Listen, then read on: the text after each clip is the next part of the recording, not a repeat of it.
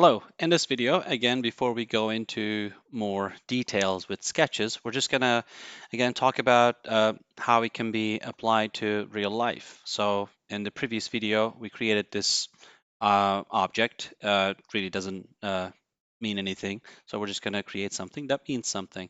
So we're gonna delete these extrusions that we created in the previous video, and we're gonna go back to the original home screen of part 3. Again, Inventor is ready for us to create a sketch. And this time, what I want to do is I want to create a bracket that is going to hold uh, some kind of a shelf under my television. So that's pretty easy with Inventor. All I have to do is just create a 2D sketch and select XY plane. And we're not going to worry about dimensions right now. We're not going to worry about constraints. Again, we haven't covered the sketches. But before we go into details, again, one of the purposes of this tutorial is to explain things in a very practical way, how it can be applied in real life. That's why I'm just going to show a quick exercise, and which you can do at home as well, but just to understand how sketches are used before we deep dive into it. So I'm just going to, again, use the rectangle here, and then I'm going to create this rectangle starting from the origin point. And let's say I created this rectangle here, and then I finished 2D sketch. Now, this looks like this L-shape sketch. And when I say extrude, now I have this section, or this section to select. Let's say we select all of them. And then now I have this extruded piece here, and I can just add a chamfer, which is going to do this here, and let's add this one here.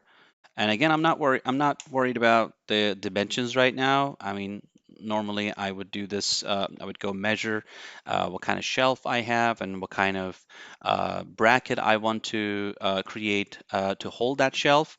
But right now, this is just a quick exercise. When I say apply, it looks like this piece with two chamfers here, and I want to be able to mount it on the wall. So I click on 2D sketch and select this surface here now and create a circle,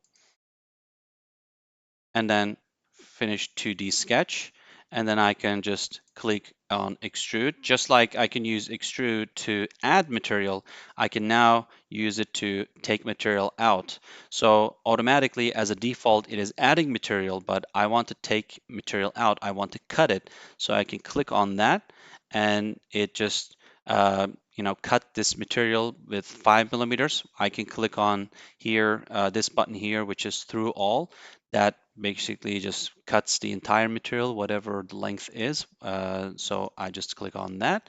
Now I can just add a screw there, and then I move the piece here, which I can use also the view cube here. I can say click on bottom, and then now I have this surface. I can create a 2D sketch there, select that, and now that's my other sketch, and click another and create another circle here. Select finish 2D sketch, and then select extrude. Again, cut through all. It automatically selected that hole because that is the only option available for me. I click on that. Now I have this bracket that I can use as kind of like a holder for the shelf under my television. And of course, we're going to talk about this in more detail. We're going to precisely dimension it later. We're going to, create maybe holes that will have, that will be countersink holes, and that will hide the screws for better aesthetics.